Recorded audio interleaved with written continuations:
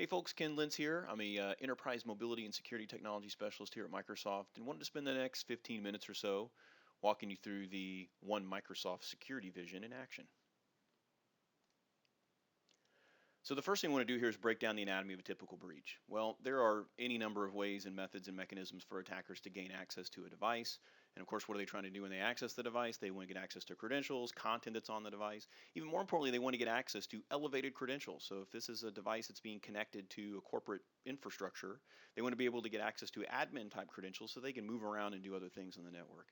And so this happens in this yellow part, and sadly, that's actually very easy to detect. These folks are being very noisy at this point, and so with the right tools, we can detect that. And so when they actually get in and the admins don't detect it, you can see that these folks tend to live on the network and do really bad things where they're completely, nobody knows what they're doing for a very, very long period of time. So we want to be able to do something about that. So how do we do that? Well, with this all changes significantly with this One Microsoft approach. So first of all, with Windows 10 as an example, it's harder to compromise identities because you have things like Windows Hello, where we do facial recognition and biometrics and things like that, multi-factor authentication in place. So we've got methods to be able to stop that even just from an authentication if somebody actually is attempting to log into the machine, they have physical access to it. Stealing credentials is more difficult because you have ways to shut down these different common attack vectors, so things like phishing and pass the hash attacks and those kinds of things. If an identity does get compromised, you got multiple tools in place to be able to alert you to a breach. So things like behavioral analytics tells you that something anomalous is happening right now. This user is doing something that he normally does not do, right? Connecting to computers and things like that he doesn't normally do. So when you move from green to yellow, then you know, instead of that 24, 48 hours for them looking around for admin credentials, you're already developing a response. And so even when they are in, all the protections that you have in place, including things like privilege, access management, restrictions that only allow them to run trusted and known applications, actually encrypting the documents, all those kinds of things. Once they get in, even if they get access, they don't have access to very sensitive material. And so then at this point, you can take the time to develop a really smart response because you don't want them to destroy things on their way out. So let's take a look at how we can control access to corporate resources and prevent attackers from using stolen credentials. So the first thing we're going to do here is show just how users typically connect to stuff. So somebody maybe picked up their kid's iPad and they want to go try to connect to some of their Office 365 resources. Well, when this user attempts to log in, the first thing that we've done is prevent a user from logging into a device outside of the corporate network without providing a second factor authentication. So in this case, you can see the user is getting a text message with a code they need to put back into the web browser to prove that they are. This is a code we've sent out to their cell phone. So once they've done that, then we know who they are. And so now we can log them into the Office portal.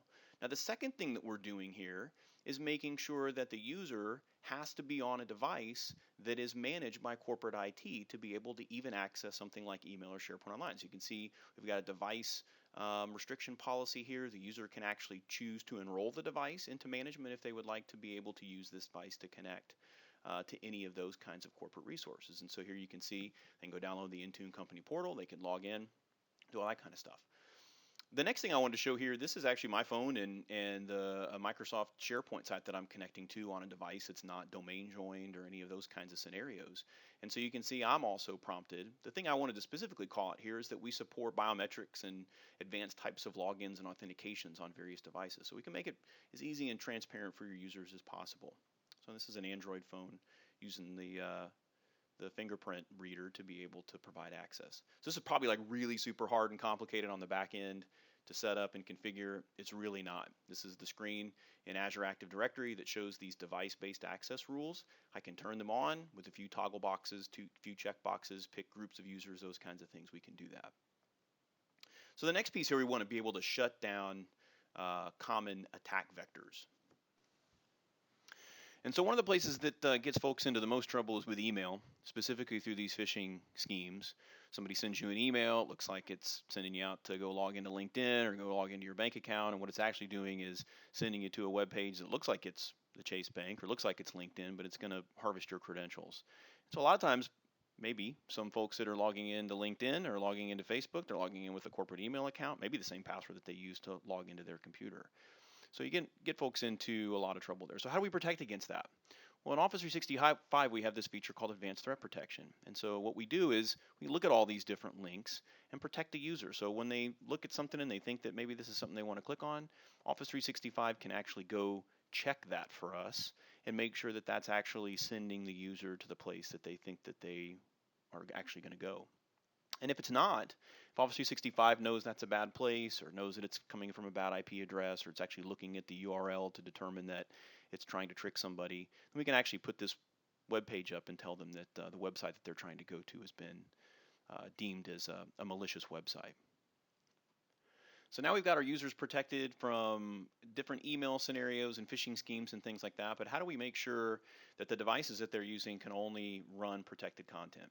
So here's a really common scenario. This is a Windows 7 machine. User gets an email. Looks like it comes from corporate IT. They're not really paying that much attention. It's got a zip file. Hey, install this expense reporting app. Of course, they open it, click on the executable to install it, and then what happens? It's malware. It turns the firewall off. It disables the malware protection and the antivirus protection, and now whatever this malware is doing is wreaking havoc and causing all kinds of problems. So what do? Well, Windows 10 provides this capability or feature called Device Guard, which basically protects your users against that kind of a scenario. So same setup here. The user goes into the email, they attempt to run that particular executable, and Device Guard protects them from that particular situation or scenario. So the next thing we want to do is talk about how we can categorize and encrypt sensitive documents. And so what we're going to do is switch over to our Windows 10 machine here. Now this is the 1607 build of Windows 10, the anniversary edition as some call it, and this is a Azure Active Directory domain joined, Intune enrolled, and we've got some policies that we can set up here. You can see Word and Outlook there were managed applications, meaning that they're containerized applications, and I'll show you what that means here in a second. But as our user logs into Word, you'll see this new toolbar right there above the editing space there that allows them to classify this content. We can see if we click on that up at the top, a little briefcase looking icon shows that the application is managed by corporate IT, but we have these different templates that are available, so we give them little tool tips and tell them, hey, if you choose this particular template, this is how you're classifying this particular information, who will be able to see that. So at this particular company, there's this Treadstone project, and that's really, really sensitive. This is really super sensitive stuff. So corporate IT has actually built a policy on the back end that says if this Treadstone is even mentioned in an email or any content that's corporate managed, we're going to protect that. The first thing I'm going to show you, though, is some of the containerization features. So we just saw you copy and paste out of a managed application. Now we're over in Google Docs, and you see what happens when we try to do a Control V. So the first one, we actually use the menu option there. If we actually do a Control V, you'll see this screen comes up and says that we're not allowing the user to take information that's in the managed applications and put that information over into applications that we don't manage. Now here, because this user's created this document that has this word Treadstone in it, and this policy is going to kick in when we save the document. So what's going to happen here, you'll see when the user saves the document out to OneDrive for Business, this policy kicks in. So now we have a template that's associated with that. So the document's now encrypted. We've got a header and a footer. We put a watermark on the document, and we've got the template that applied only allows certain people to have very specific permissions to that. So now if this document ended up in the wild or something, if it ended up on a public Dropbox or something like that, somebody's going to have to apply credentials or present credentials to get to it. So let's copy that text from Treadstone again over to Outlook. So Outlook's all managed app.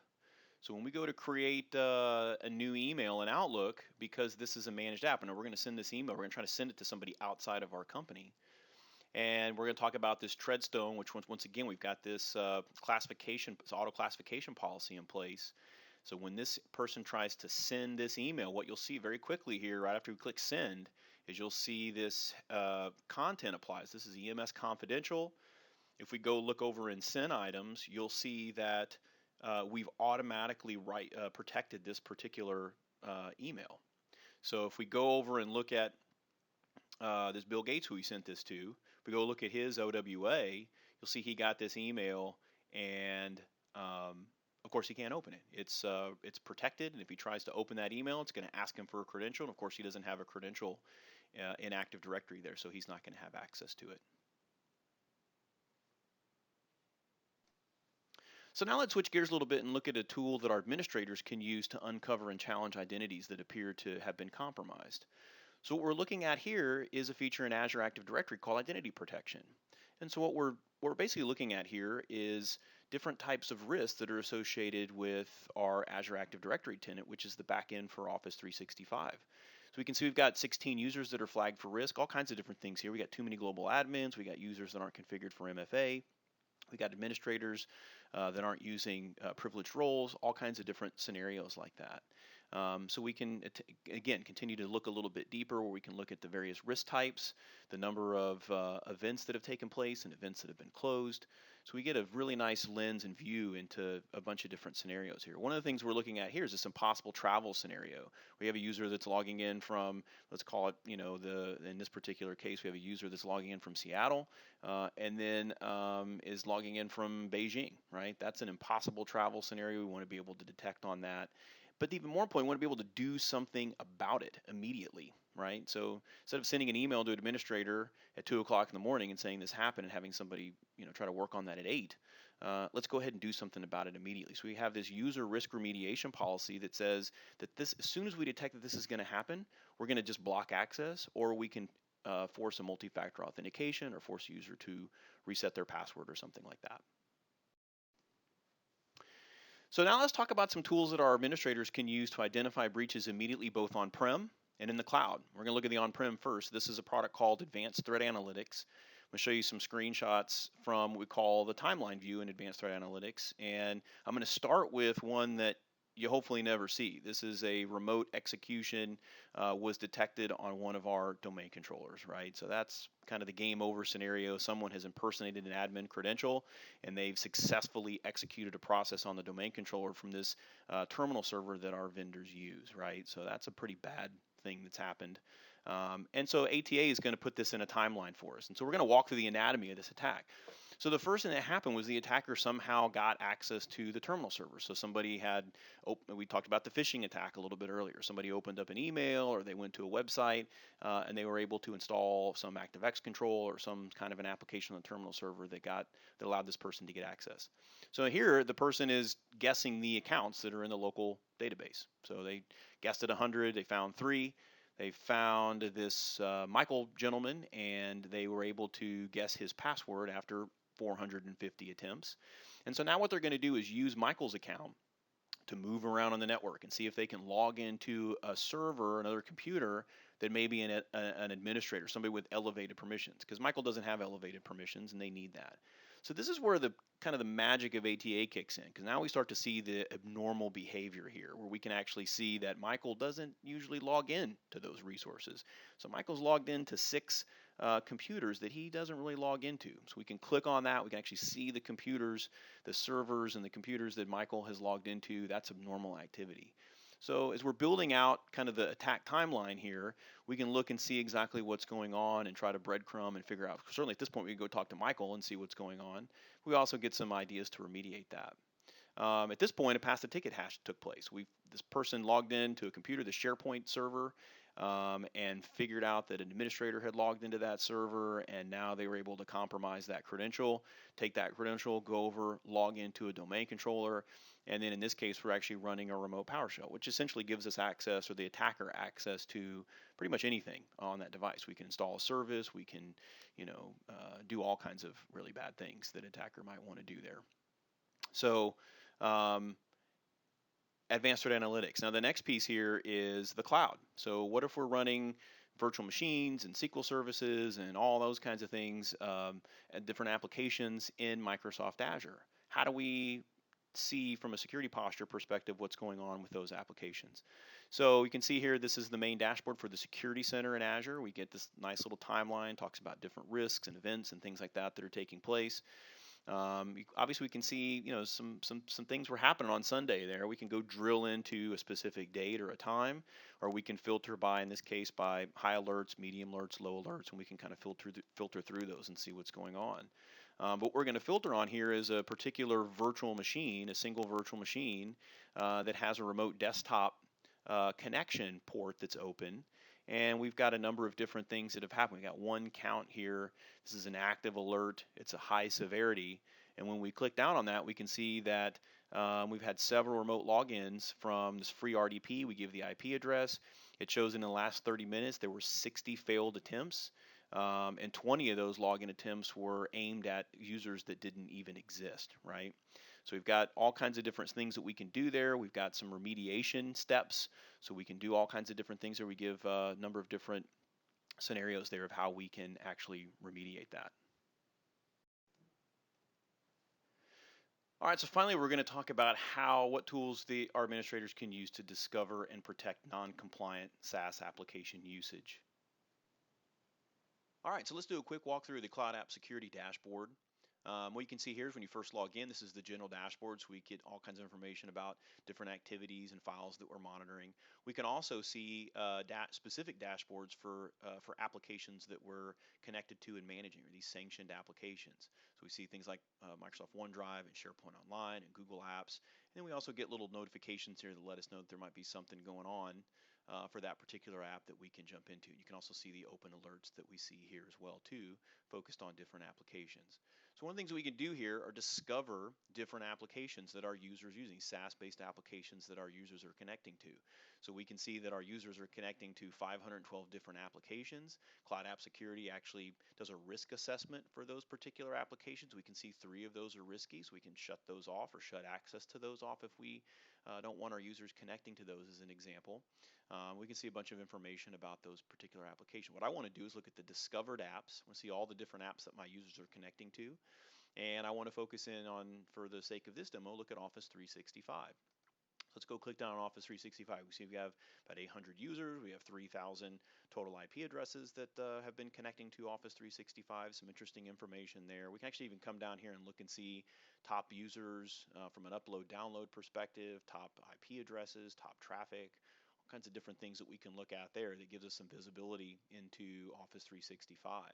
Now, one of the things we want to look at here as well, and this is something that a lot of Office 365 customers find very interesting, is the ability to go look at what files users are sharing and who they're collaborating with, whether that be with folks internally or maybe more interestingly, how they're collaborating with folks outside of the organization. So if I click on Files here, then you can see I can look at all the different apps, all the different sanctioned apps that I'm connected to. So not only just SharePoint, but Google Apps and Salesforce and other applications.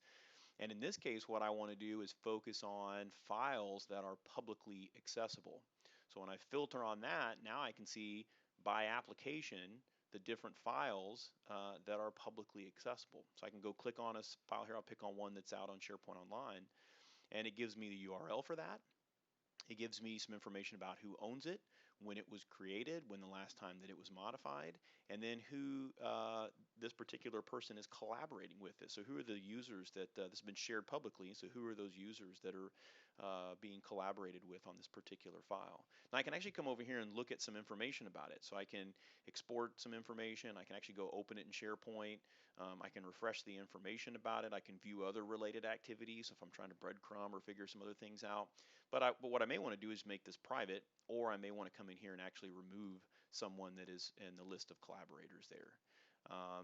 And we can also we can build policies and do all kinds of very interesting things there. We can come up and look at some of those here in the policy dashboard.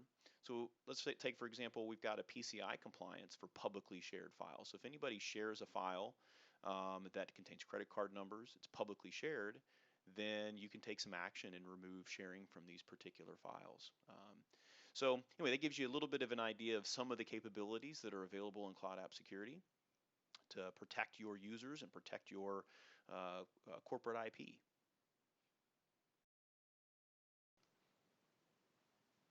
So thanks a lot. Really appreciate you sticking around with me and getting some visibility into this one security vision that we have here at Microsoft. When we look at this from a packaging perspective, just wanted to put this last slide up so that you get a little bit of visibility, some of the features and things that we were talking about, where those land into various different products, and so we're talking about Office 365 and Windows 10 and the Enterprise Mobility Plus Security Suite. We call this the Secure Productive Enterprise. So some of the things we talked about, many of these obviously, things like Device Guard, Cloud App Security, Advanced Threat Analytics, some things around Azure Information Protection as an example. In this particular session, weren't able to cover everything, but just try to focus on some of the highlights here is to give you a little bit of visibility into that. So if you have any questions or anything, please post some comments. I'll figure out a way to get in touch with you or answer your questions that way. Or you can find me at Microsoft too. Thanks again for your time. Appreciate it.